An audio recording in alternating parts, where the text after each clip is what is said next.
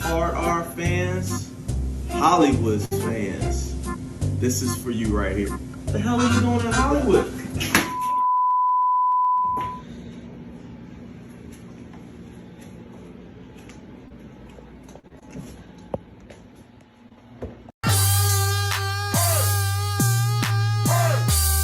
The undisputed champions of Black Wrestling Podcasting, the Hard R.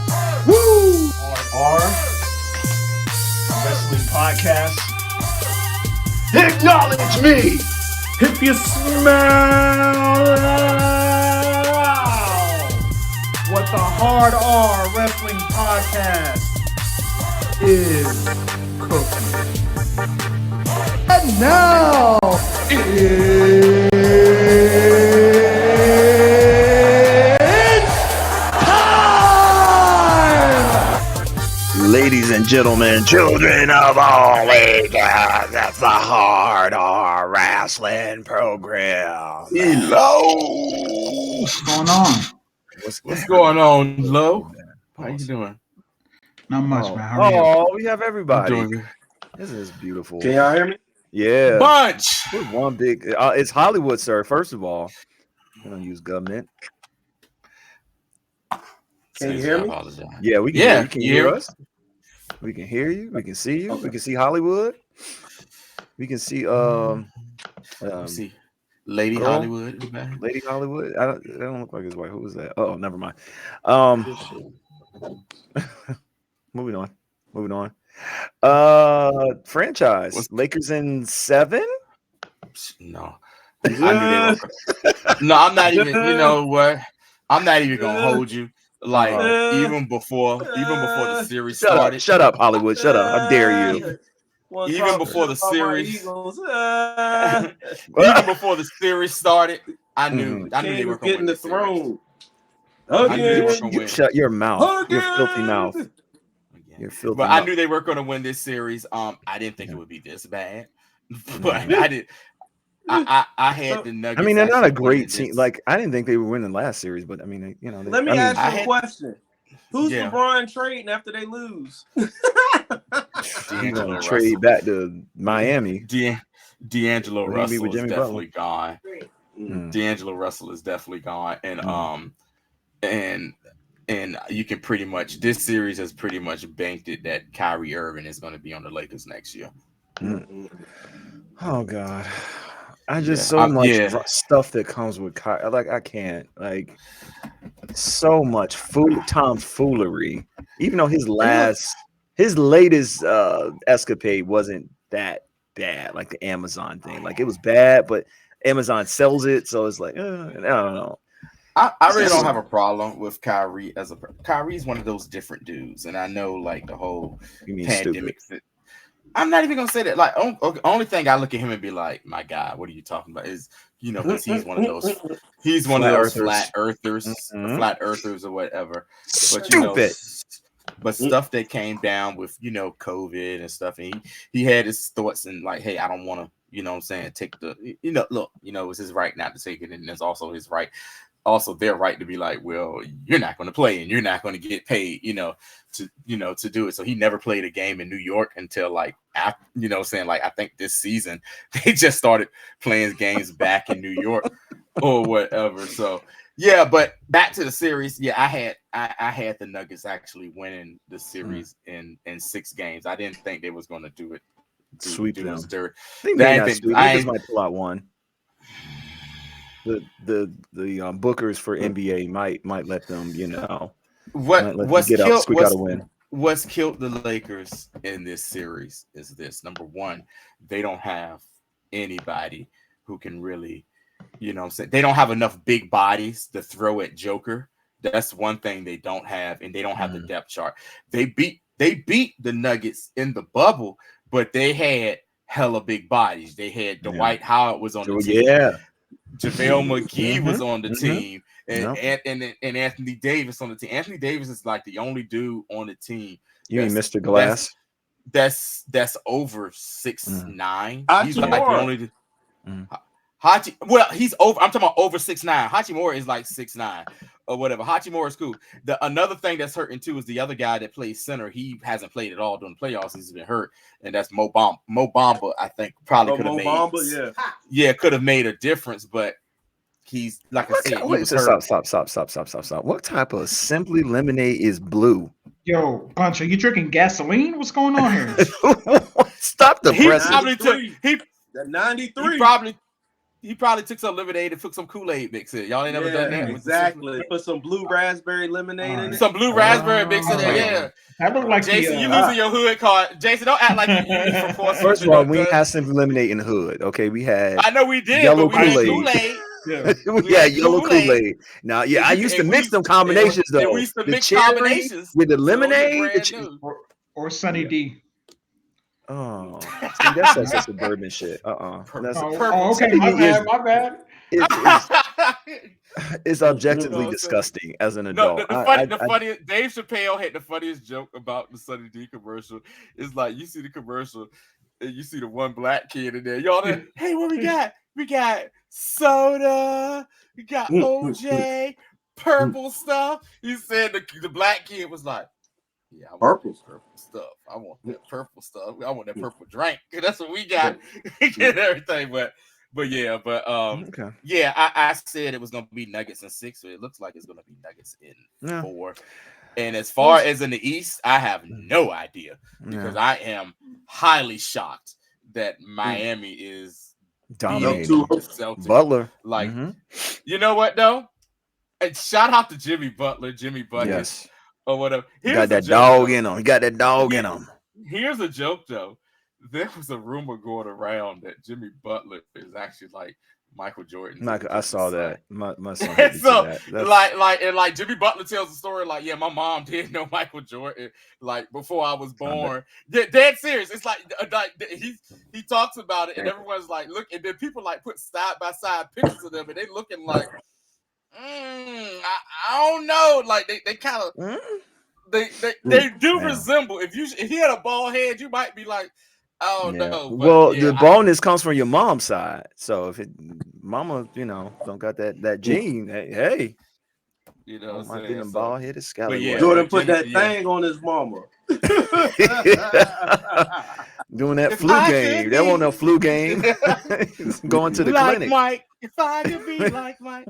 Hey, look, Mike, if you did do that thing, you could at least took care of him, man. He ain't have to go homeless at 13? Jimmy Butler's homeless at 13? Come on, Mike. Well, Michael Jordan ain't worth a goddamn. I mean, come on, let's be honest. Wait a minute, we love Michael. We love Michael. We definitely not gonna do that. We ain't gonna do that. But at least send some Air Jordans or something. We found out a lot of stuff that people tried to say about Michael Jeffrey Jordan was completely false. Michael Jeffrey. The whole government day. Yeah, we ain't gonna disrespect Michael Jordan. Yeah. Anyway, all right. Well, there's a lot of AEW news, so I wanted to start with WWE first, because there's not that much going on except before you go there. Even before you go there, how abrupt. Okay, yes, I'm interrupting. We lost a legend, a wrestling legend, Jim Brown. Well, we did lose 2 legends. Pardon me. We lost a football civil rights icon, movie star legend in Jim Brown. Jim Brown, one of, if not the greatest running back to ever play the game. Only played 10 seasons. He cut it short, man. Like, or was it 8? It was 8 or 10. Right, it was 8 or 10 seasons. He cut it. He in the middle of his prime. He cut it. Like, my man came in as a rookie and led the league in rushing. Like every year, like from his rookie year all the way until he was like one of the leading rushers in NFL history until like Walter Payton came and stuff. And then also he was like one of the leading in rushing touchdowns until who broke that recently? I forget who. Somebody recently broke that. I'm not mistaken. But rest in peace to Jim Brown. I think he was 87 years old. He lived a hellified life. And, not just a great athlete, football player. A lot of people talk about football. People don't know he was fantastic in lacrosse as well. Like, he was very awesome in the lacrosse or whatever, And then on top of that, just a civil rights icon during that time period, fighting for black people's right. He was part of that summit that had Kareem, when Ali with the Ali situation, it was Kareem, Jim Brown. You said all the what's the other Bill Russell. You had all the civil rights. Wilt Chamberlain was even there and stuff. You had all the major black athletes coming together, being like, yo, we sick and tired of this BS that y'all doing to black people in general, and something needs to happen. So, you know, rest in peace to Jim Brown, true legend. You know what I'm saying? We love you and we miss you, brother. Also, we lost a wrestling legend as well. We lost former WWF. This is back when WWE had 3 Fs in it. WWF World Champion Superstar Billy Graham passed away after his long fight with, I believe, cancer he had. Superstar Billy Graham influenced so many people to be wrestlers. Like Hulk Hogan is like top of the list or whatever. Hulk Hogan whole Jesse Ventura. Like Hulk Hogan whole gimmick was basically Superstar Billy Graham, and Hulk Hogan even said, like, on the Dusty Rhodes little document, that he says, I wanted to be like Dusty until I saw Superstar Billy Graham.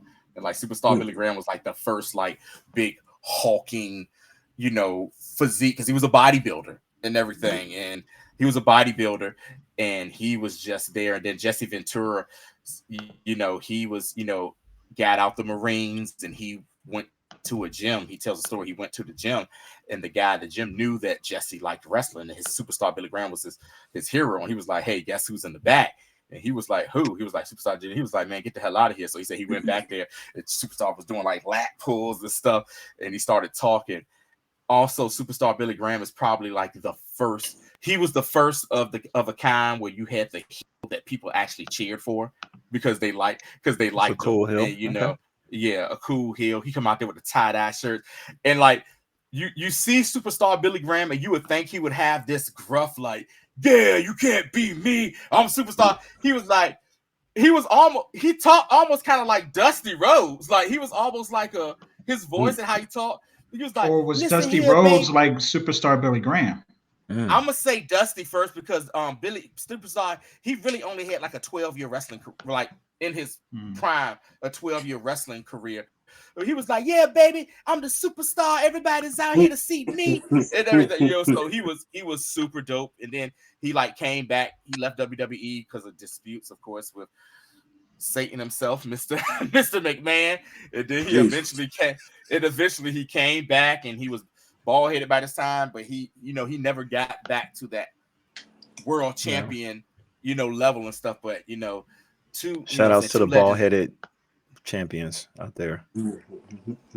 Jason supports you, but yeah, man, Superstar Billy Graham passing away, and also Jim Brown. You know, sad week in wrestling. Yeah, as far as that peace to those legends. And our prayers are with them and their families. Yes, I just wanted to say that. No. That was good. That was good. Well, hey, we'll keep it at, like I said, at WWE. Not much going on. Big thing going on is this Saturday, Night of Champions. Didn't see this one. The main event will be Seth freaking Rollins versus that one I did see versus AJ Styles. The only person to be a grand champion for TNT and WWE, by the way. TNT, you mean TNA? Oh, TNT. So I want to say TNA. And you had Bobby take a clean loss. Fucking ridiculous. Before we even go into that, I just want to say something. Okay. I think people are really fucking sleeping on how good this match is about to be. Oh, yeah, of course. I mean, that's a given, I feel. Yeah, that's a given. But I think some people are really not appreciating how good this match is really going to be. But I do appreciate it, but I just feel like this belt is just like, I feel like it's not even being treated as, it's just being treated as like, this is the belt that Roman don't want. So we just gonna crown a champion because Roman's on the road one day a month now. So and it looks like a participation belt is what I'm trying to say. And the hypocrisy of the rumors saying that they're hesitant to put it on Seth because he is doing a movie. Oh my God, he's gonna miss some dates. Roman barely ever shows up. Yeah, shout out to Seth Rollins about to be in the MCU. Yo, but that would be hilarious. What is his role? He's the serpent. Like, what is he? He's like I think he's serpent guy king or something. Okay. What movie is that? Is that like Captain America 4? Yeah, Captain America and then is it 4? In the New World Order? Yeah. So and that's gonna be the one with Sam Wilson. Sam Wilson, Falcon being Captain America. Suit. But just to kill any rumors, the NWO is not actually in this movie. That's just what it's called. Yes, so there's no Hogan, no raising from the dead. Scott Captain Hall, America no ain't Kevin gonna Nash. turn heel or LWO because there's a height limit. That's not nice. They won a match. They did win. Congratulations to the LWO winning their first match. Congratulations, man. So real quick, look at God. Back to the world heavyweight, the world title. Okay. Mm-hmm. Triple H said something, and I caught. I don't know if a lot of people caught. It seems as if, because it's pretty much apparent that we know Triple H is a wrestling historian and he appreciates the history of wrestling. It sounds like he's trying to make almost like the world heavyweight title, like the main belt, because he said this belt will be defended anywhere, everywhere, all over the world.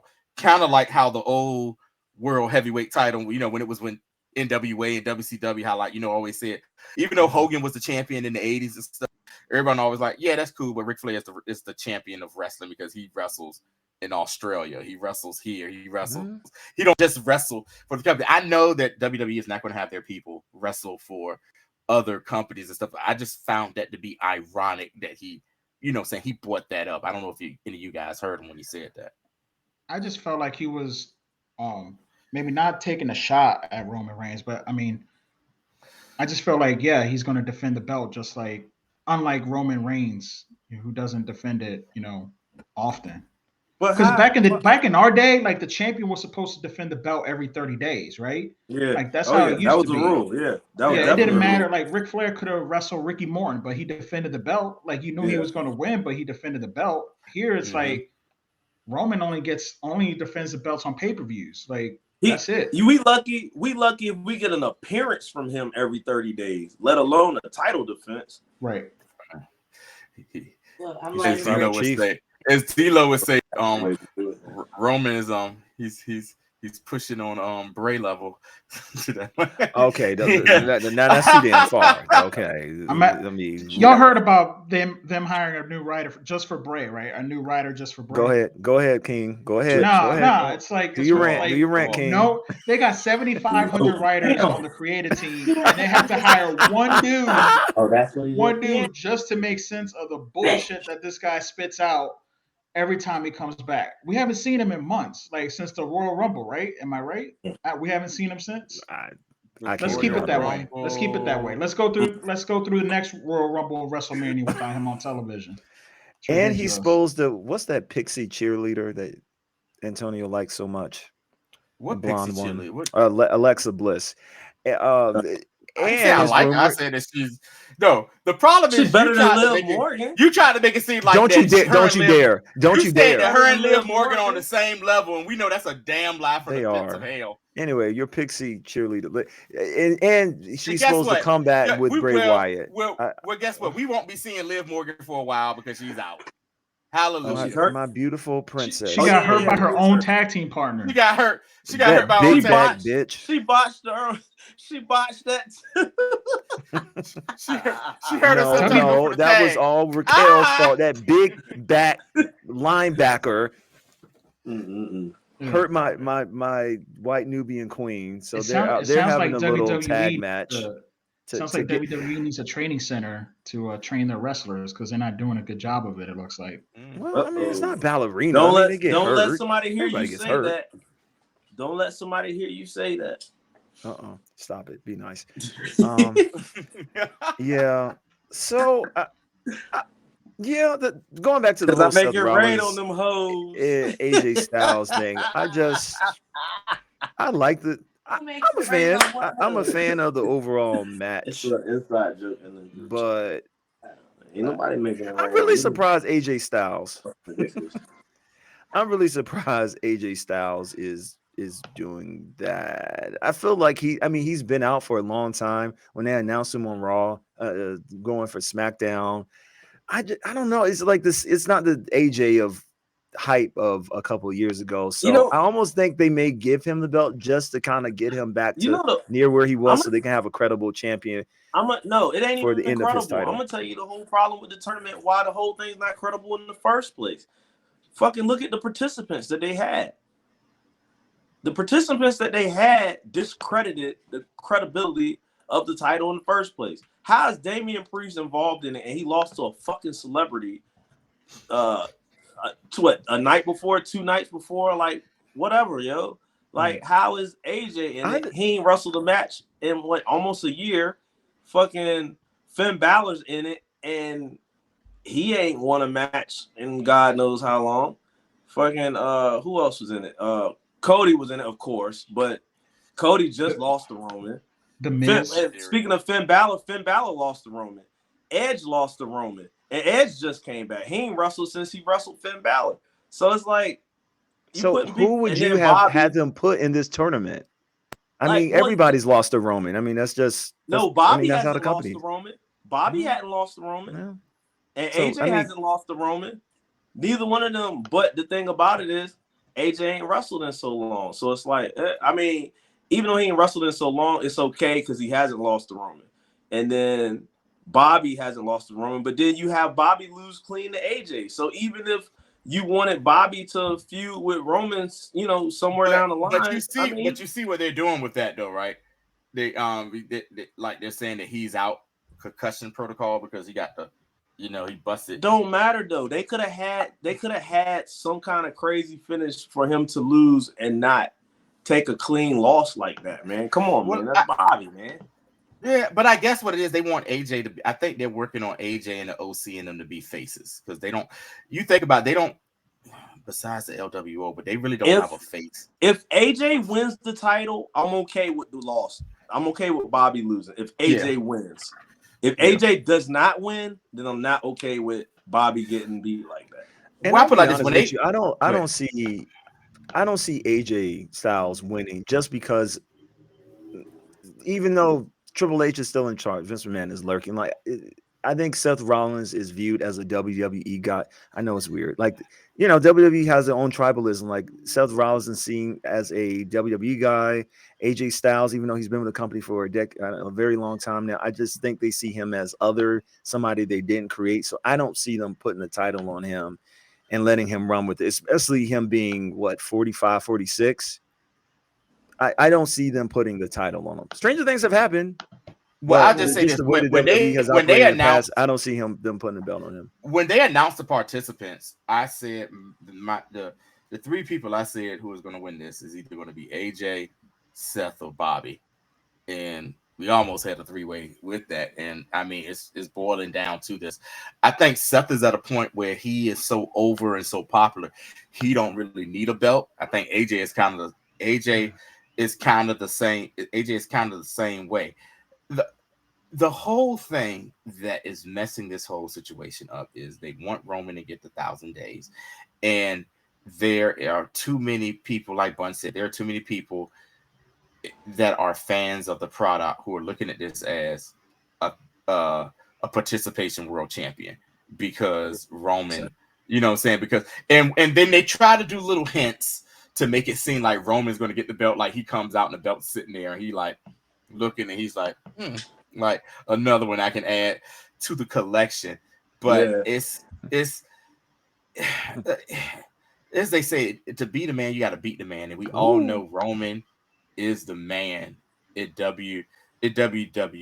And it's people are going to look at it as, yes, this the champion person is a champion, but it's still going to be look at like, but Roman is still the champion. Yeah, it's a consolation prize.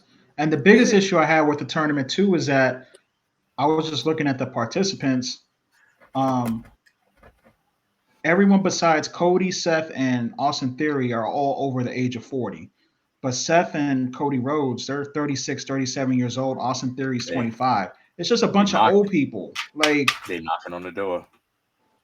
It's just all old people. Like, I don't really care about Shinsuke Nakamura. He hasn't been relevant in damn near 5 years, or the Miz, or it's a constellation belt, and they're treating it as such by putting all these old people in the tournament. Is this all they have? They couldn't call up Braun Breaker or dude, I've been waiting for them to call up Braun, especially heel Braun. Oh my god, yo, come on. I don't know what they're doing because normally situations like that, they have somebody that's over in NXT like that, and if they lose the title, they'll let them stay along for like another month or two, just to, just to see if they get the title back, and then it's like, all right, go on up there, big fella, going up to the big thing. I don't know whether they're holding them back because maybe they feel like they need to work a little more with them. Maybe they're doing this to test out a heel thing because he's been a face. Yeah, he's been a big face. So he's been a face the whole time. So maybe they're trying to see his heel work, to see, is it gonna, because we got to remember Braun is still like literally only like 4 years in the business too, as well. He's 4 years in the business, but he's probably been getting training longer than that from the dog face gremlin and Big Papa Pump. And maybe they're trying to just cultivate that and bring them up, and it could be personality issues or immaturity issues. Just don't ask his daddy about CRT. So that's all I'm gonna say. Or anything else that's not based on white supremacy. But that's another story for another day. I wanted to go ahead and I did want to take issue with something Antonio said, but I'm gonna move on because go ahead, Jason. Go ahead. Nobody want to talk about cut that promo, Jason. No, it's not a promo, but because I hear this a lot with people. Like, this is a very, I think it's a valid opinion, but this is one I don't agree with. I think when people say someone's so over, they don't need the belt. I think you always need the belt. Like, I think some people need the belt more than others, but I don't think the reward for getting over should not be that you don't get the belt. Like, that was the thing with Sasha Banks. It was like, well, she's so over, she doesn't. No, she needs the belt. I think they go in tandem with one another. It's legitimacy. The belt adds legitimacy. I think Seth Rollins needs a belt. I do agree with that too, man. You got somebody who they call on when it's like Shawn Michaels. You wanted somebody to be the showstopper. It was Shawn Michaels. You know what I'm saying? Mr. WrestleMania. He wasn't Mr. WrestleMania record-wise. He was Mr. WrestleMania because his matches were, the best in the card. You know what I'm saying? Because the performance-wise. You know what I'm saying? So now you call on Seth. When you want to see match of the night, you call on Seth. He made a fucking good match with fucking Omos. I mean, he deserves the title just for that. My only, like, I get what you guys are saying. I really do. I agree. But what I come through with my belief in that as well is people, wrestling fans are fickle, are extremely fickle. And so like they care more about the chase than when you got the title. Like, for example, Kofi Mania. We cared more about the chase than we did his actual title reign. And did we, or was it just poorly booked? It was poorly booked that made us not care about his title reign. I was invested, but I mean, you're fighting. I can break that down though, Antonio. That's the problem with wrestling when it comes to heels and faces. Mm-hmm. Like, the face, they have to have a long journey to get the belt. Mm-hmm. So once they get the belt, they've done everything they needed to do and beat all the people they needed to beat to get the belt. So once they get the belt, they don't really have any feuds for them because they had to go through so much to get the belt. A heel, normally when they win the belt, it's, it just comes out of the blue most of the time. They win the belt. Mm-hmm. So now they have so much more story that they can tell with a heel because they didn't have a long journey to get the belt. You know what I'm saying? Yeah. So it's like, I was always hoping that I was going to say it's like a story when the face, right? It's the rise in action, the rise in action, the rise in action. Then when they win the belt, that's the climax. Yeah. So after that, it's all fall in action. So nobody really cares anymore because that was the height of the story, them winning the belt. Heels are different. And it would be nice though if like AEW, like they're the main competition, that they would look at that and like this, just because this has always been the thing in wrestling, like toy with that a little bit. Yeah. It doesn't. I mean, Austin was booked as a strong champion, and people were invested in it because they had a good storyline. They had a red hot babyface or whatever you call them. And like everything just worked. It wasn't like, oh, well, people are losing interest. They're fickle. That happens. Wrestling fans are notoriously fickle. And I'm not saying that. But I think also along with that is like they don't have the creative to keep you invested because, like you said, like you already had the story, and it's but it takes the same plot over like template for the but every single time. But with Austin, it takes a special type of person to keep you interested when you're a face like that. That's true. So that's true as well. It's not just the creative itself; it's the actual person that they go hand in hand. I agree. And Stone Cold was just a different kind of dude where he could do that.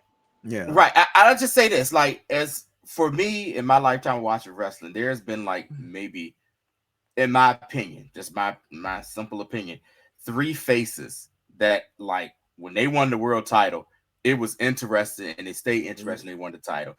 Of course, hate him as much as you want to, is Hulk Hogan. You know what I'm saying? They found a way to make Hulk Hogan like relevant as the champion. He had the belt for like a year and a half and stuff like that.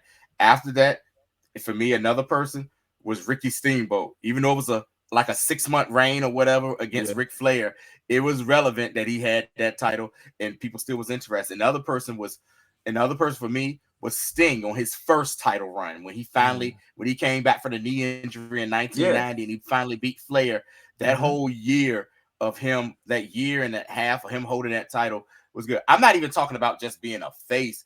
I'm just saying like I just feel that there are some guys that, yes, it would be nice if they won the title and they had the title. They do deserve that. I think there's some guys who are like so good, like it's so good and so over, and that even if they don't have the belt, it's cool that they don't have it. Like, for example, for me, people that I can think of for that, of course, is like Mr. Perfect. So old, he should have been a world champion, but been a world champion. He should have been a world champion, but many times over.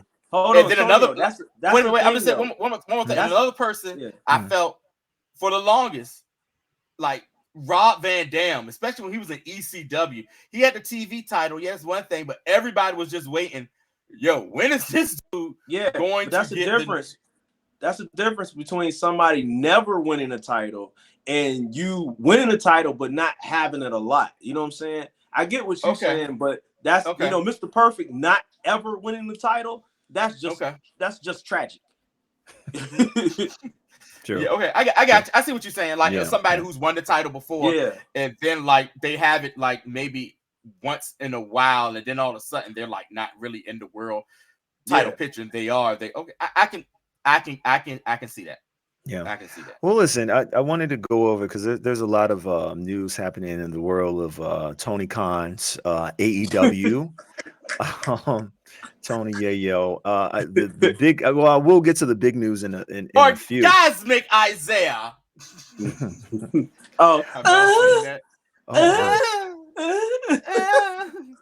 I knew you'd come. I just watched that delete the firm deletion, Jay, maybe like a few days ago, right? And when they was beating the kids was beating, so he was like, "Oh, they whooping my ass." Let me tell you something. Like I'm in my crib by myself. I felt like I had to turn that down watching it when that part. I was like, what the fuck? Like this one dude said, he was like, "Yo, man, I was watching it." He says, I was watching it at home and my mom and like heard it. He said, my mom came in there and said, "Yo, what the fuck are you in there watching, yo?" And then you got that on it. Orgasmic Isaiah, I knew you'd come. He said, every time. What is like? It's. Listen, some people are so fucking offended by this. It's like, yo, this is fucking AEW. This is what. I laughed because it was just funny. It's funny, yo. Listen, I'm childish. Listen, it was funny as hell. I was like, what the hell is he doing? Did you see that, Dino? I didn't see the firm deletion, but I know what you're talking about with the moaning. D-Lo, man. The Matt Hardy's kids was fucking up Stokely. And Stokely was like, oh, y'all whooping my ass. Hilarious. I love Stokely. He's a national treasure. Stokely, man. One thing I did want to talk about that I felt like flew under the radar a little bit was God's favorite, Rusev. I know that's not his name, but Miro, man, get it right. Is Rusev. It's Miro. This name him Rusev. I'm gonna call him Rusev. He's doing, put some respect on his name. He ain't never do no promo like that in WWE. His name is fucking Miro. Miro.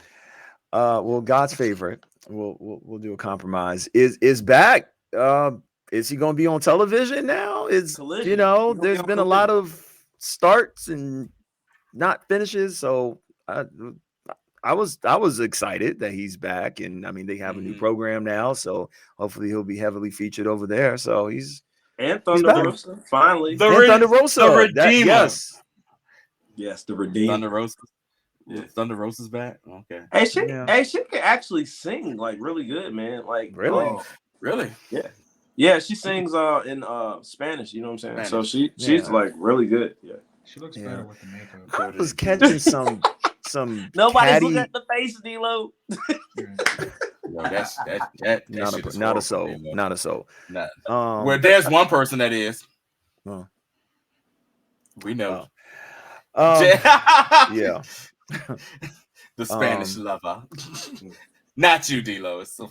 I know. I'm not even going to bring that up. There was some cattiness between Britt Baker and her again, and talking about it. And what's her name, Sanaya? I don't feel like getting into some catty bullshit. Paige, yeah, they were.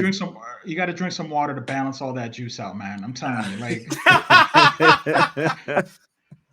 This man has simply lemonade, Kool-Aid. I'm worried about it. You're gonna go to the bathroom and your piss is gonna be thick. I'm worried about it. Your piss is gonna be thick as hell. Your blood pressure gonna be sky fucking high, bro. That should have like the AC liquid that they put in the car. Your piss is gonna come out like drinking right now. The Freon.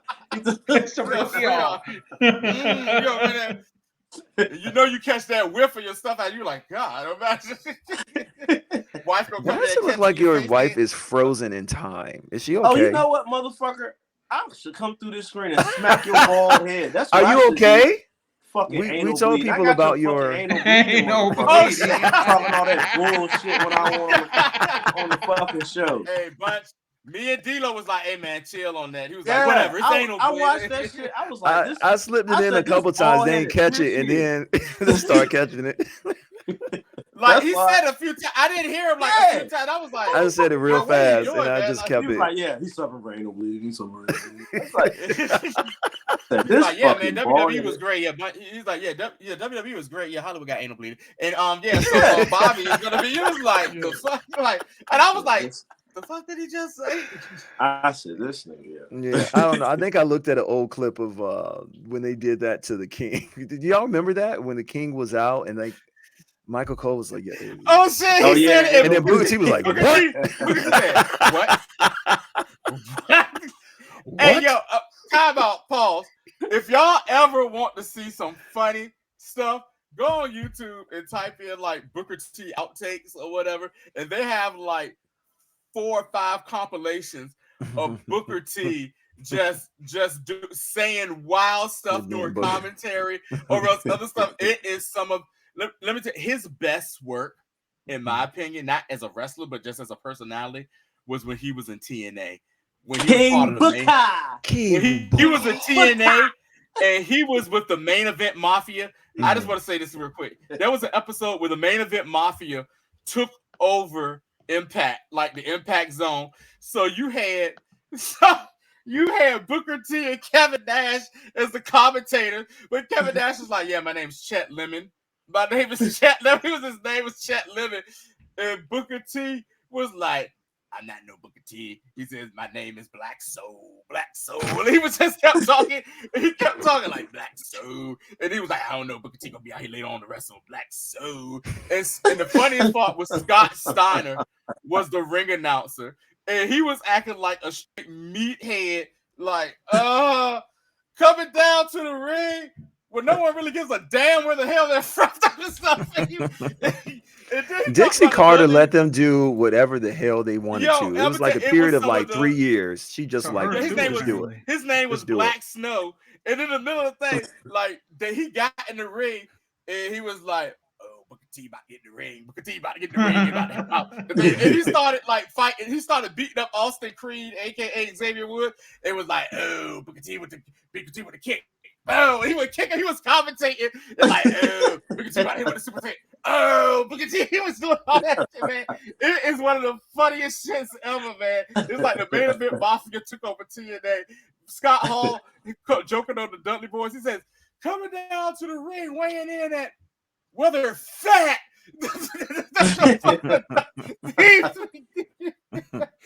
I'm sorry. Well, I did want to get to the big announcement that Tony Khan unleashed into the world. It was supposed to go a little bit differently, but it didn't. But it's fine. It's okay. Mm-hmm. Collision, June 17th. This will be TNA's like TNA, Lord Jesus. AEW's like I guess SmackDown or Raw. I don't know what equivalent it will be, but they'll be their second main program. Mm-hmm. They were supposed to, rumor has it that they were supposed to make the announcement with Punky Brewster, but that sort of fell through the last few minutes. Phil Brooks, he's Phil Brooks. That's his name. Until further notice, he's Phil Brooks. And because on one end, rumor has it he was the reason they even got this deal. On the other hand, he's kind of self-imploding seemingly, but of course we don't know. CM Punk did put out a really good message, like basically, hey, about tribalism and like, yeah, you don't actually fucking know me, touch grass, all this stuff, which is very true. But also it's true that he seems to be kind of an asshole. Like I don't know, like it's. So what are your thoughts on this? So what they're saying is this. Yes. Phil is upset that his boy, the other boy that was part of the Big Rumble, Ace, got fired and didn't and he's the only one that suffered repercussions. This is all I want to say about this. We are all in the business world and we are all in the real world. Okay. Situations like that, they're going to be, you know what I'm saying, collateral damage. There's going to be repercussions and there's going to be collateral damage. And sorry, your boy is the collateral collateral damage. They're not going to fire the EPs. They're not going to fire the EPs. They're not going to fire you because you have the name. Somebody had to go. And I'm sorry. Got to look at the situation. Right. And sorry, it was your boy who, you know what I'm saying, who's a producer or whatever in the back. Listen, Tucker Carlson got fired from Fox News because of his stuff. No one ever thought that would happen. Collateral damage, yo. Hey, but listen, he's also the one who was the most violent, reportedly, in the altercation. He's the one who took the chair and knocked out one of the young bucks. He probably, it sounded like he escalated it, like where something had to happen. It wasn't just And it sounds like to me that Ace is like that. Ace is one of those friends that it's good to have him on your team. Oh yeah, he's a hothead. He's a hothead as well. That you got to sometimes from the hood, bro. You got to. You can't take them everywhere. Or whatever. Right? Yeah. You can't take them. You can't take them everywhere. So Phil is, and that's why AEW ain't taking them on the road. Right. And so Phil is very upset about that, and apparently that's one of the main reasons why they're talking about he may try to leave the company. And it's like, if you do this again and take your ball and go home because you're upset with the company, the WWE thing, I get it. You were pissed off at how, you know what I'm saying, because they're horrible part-timers doing all this in the corporate, right, in a horrible company stuff. At the time. But if you're doing at the time, but now you're doing this again because of an altercation that really did fucking happen. And y'all, and like you basically before the altercation was on the press post-show press conference, basically going in on people, and I guess you didn't expect instigating this shit. Right. You instigated the altercation. You didn't feel like, I'm not saying what happened was right with the Bucks confronting them and stuff. That could have been done, but You instigate the situation by, oh, you got EPs out here doing this, and you saw how uncomfortable Tony Khan was sitting beside him. He kind of was like, I felt like Tony Khan might have been under the table. Tony Khan, though, in fairness, Tony Khan looks uncomfortable all the time. I mean, he doesn't look right. Ever. I mean, he do, but he looked very uncomfortable with that whole situation. I felt like under the table, he might have been like tapping his leg, like, yo, nigga, like, what are you doing here? And you know, respect the Punk for expressing himself, but also too, like I said, there are going to be repercussions. What do you expect? You're going to say all this shit or whatever and think, yeah, I can say what the fuck I want, and nobody's going to get mad. Nobody's going to approach me. Because listen, at the end of the day, Punk is what, 47? Nah, he's younger than that. I think he's younger. He just looks too, I think. Well, he looks, 55. and Russ old as hell. He's 44. Yeah. Okay. So my point is, he's an older wrestler at the tail end of his career. He hasn't been wrestling for a long time. He came back. A lot of ground support, a lot of press. It bumped AEW's ratings up. Mm-hmm. Match wise, wasn't great, So I mean, his main thing is his name and his fans and his diehards, and he needs to sort of be grateful that one, AEW exists like an alternative where he can make a living. Because I mean, let's face it, he won't make an agree. I mean, a couple of matches he had for Ultimate. I mean, like that stuff didn't pan out that way. He got his ass beat. And the other thing he did was be a Marvel writer. That doesn't pay a lot. So he should be thankful for this opportunity. I'm not saying he should be groveling or, definitely not. Yeah. Do something that he's morally opposed to. But like this stuff, I don't know. It just seems as much as I'm a CM Punk defender, it just seems like a lot of this stuff. It keeps the cycle keeps repeating itself over and over with him, and he is always at the heart of it, always. So again, where there's smoke, there's fire. There's smoke, there's fire. Right. But make this money, man. Just make the money. Just make the money, and they are shoveling at you like they're just like, here's money. Here's another like bucket of money. You got a job that you love doing. I got a job that I hate going to, but I ain't gonna stop going as long as I did too. But I just got a new job. Hallelujah. Hey. By the way, shout out to my son. He's going to the 9th grade, and I'm very proud of him. I just want to shout my son out, Jeremiah. Tell that boy smile, man. Hey. In that picture, you know how we do. In the pictures. Who you meet? You from the mean streets of Mount Airy, boy. Get out of here. Jail pose on him. He's taking jail pose. Y'all pray for me. My daddy from Portsmouth. Soft side of Portsmouth City, you bald-headed bastard. He's still saucy about that anal bleeding. One thing I did want to discuss briefly, it was actually two things. One was there was a little go back and forth between our friend Jim Cornette and Coach, where Coach was saying that he didn't really think that Collision was going to do well because historically, and I don't know how true this is, wrestling programs on Saturdays don't do that well. And Jim Cornette was like, Coach, if it's a good show, people will come and people will watch it. So I didn't know which side of the fence you guys fell on. It was more Jim. You said Coach said that? Yeah, Coach said basically, hey, I don't think the program is going to do well because it's on a Saturday. People are out. You talking about Coach or the Almighty?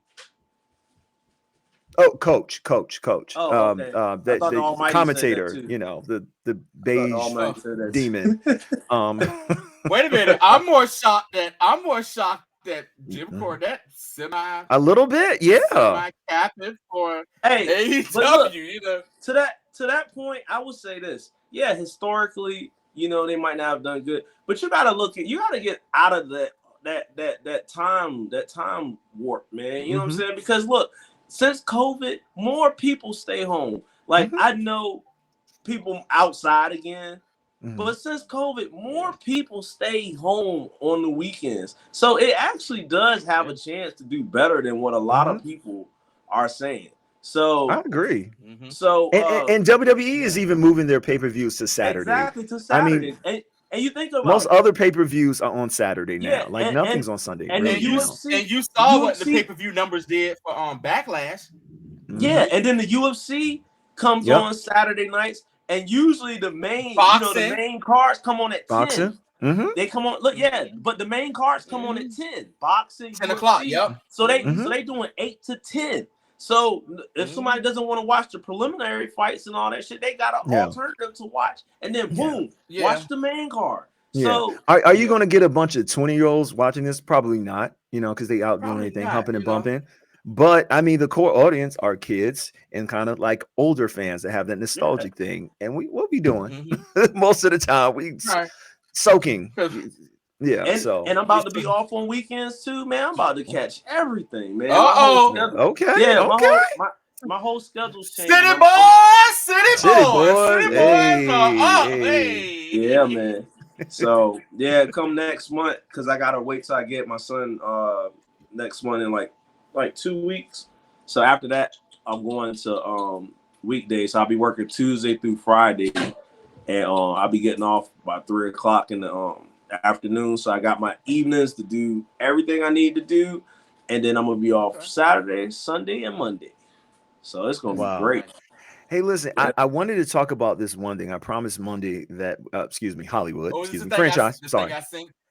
That you sent me. I'll give a recap of it. Essentially, Hollywood franchise sent this message. Time out. Can I just say this first? Yes, sir. Wrestling is wild as fuck. Like, the wrestling that we grew up on is wild as hell. And man, I saw that story and I was just like, what in the hell is this? So go ahead, Jason. Hold on. I was gonna say something. Hold on. You speaking of how wild it was, motherfucker. I was just on Instagram and I seen when Teddy Long was getting married and they had Jagged Edge out there singing. Bruce was out there, and he didn't even get married because he had a heart attack at the end. Quick pause. That is a major Black History moment. That should be enshrined in the Black History archives. That was the blackest SmackDown of all time, and it was the greatest SmackDown of all time. Nigga, they had Jagged Edge. Do you and Bruce? You don't get no blacker than that. I'm sorry. Okay. And I hate Jagged Edge. I think they basically have looped the same song for. I fucking hate Jagged Edge. They basically taken the same song and looped it out about people on a podcast 4 different ways. Yes, I think Jagged Edge is like one of the worst R&B boy bands of all time. Literally wow. I wouldn't say they're great. I wouldn't say they have looped the same song 3 different ways. They have 2 of the best songs. They gotta be, and let's gotta be, nigga. Those are 2 of the best. I gotta be the one you love. Yeah, gotta be was my Antonio, I couldn't disagree more. We'll talk about that in a minute. But I did want to talk about this this thing with Tommy Dreamer, essentially, and franchise chime in. Essentially, Tommy Dreamer, it was the end, sort of the end of ECW, and Tommy Dreamer was receiving he was getting offers from WCW. He was getting offers from WCW for $750K. Wait, Tommy Dreamer? I thought it was Sandman. No, it was Tommy Dreamer. Tommy Dreamer.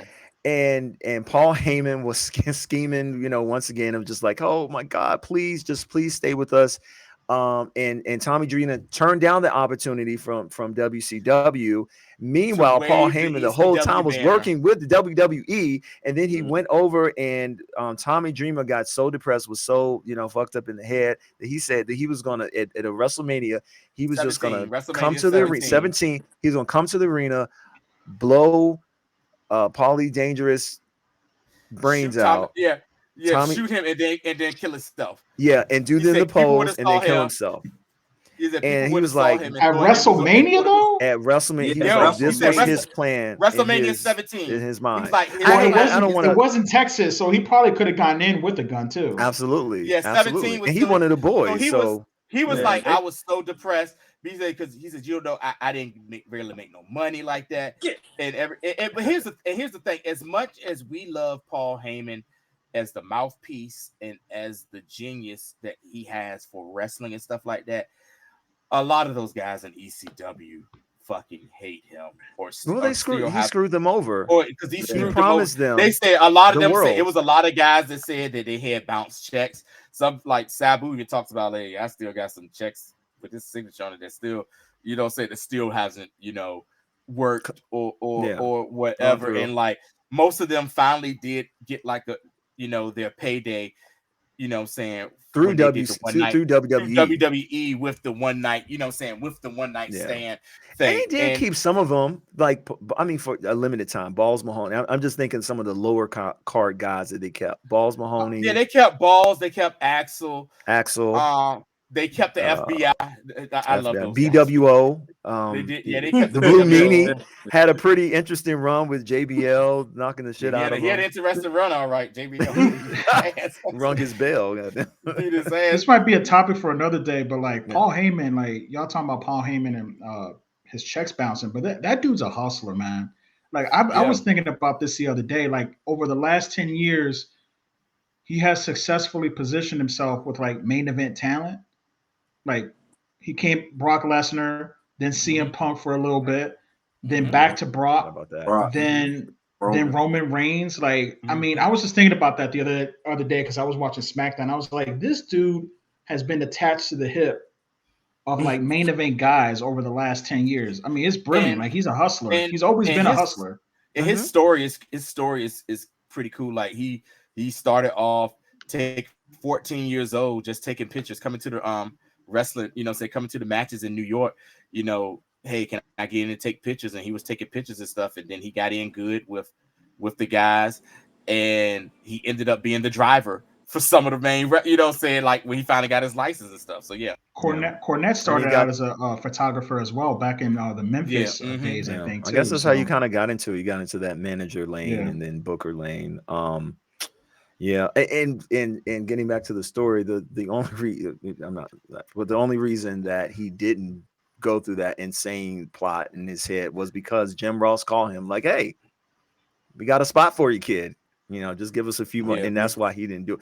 I just thought that story was wild because one, it did. Yeah, I mean, we think of these guys in one way, and like we look fondly about ECW because it was so well booked, but I mean, the business aspect for them at that time where they were handshake deals. They were handshake deals, and they were fighting against major conglomerates like the WWE, basically Ted Turner and Vince McMahon. Yeah.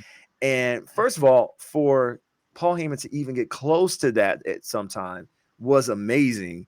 But I mean, the way that he did it was not cool, was very foul. And it had lasting stuff, with the families of the wrestlers. So I don't know.